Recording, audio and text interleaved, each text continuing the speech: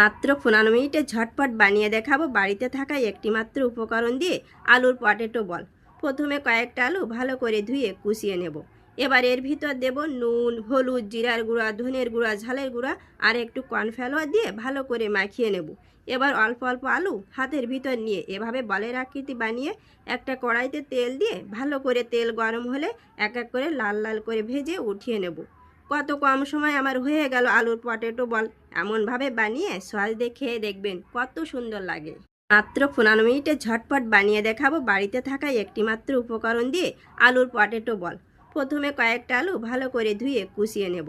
এবার এর ভিতর দেব নুন, হলুদ, জিরার গুঁড়া, ধনের গুঁড়া, ঝালের গুঁড়া আর একটু কর্নফ্লাওয়ার দিয়ে ভালো করে মাখিয়ে নেব। এবার অল্প অল্প আলু হাতের ভিতর নিয়ে এভাবে বলের আকৃতি বানিয়ে একটা কড়াইতে তেল দিয়ে ভালো করে তেল গরম হলে এক এক করে লাল লাল করে ভেজে উঠিয়ে নেব।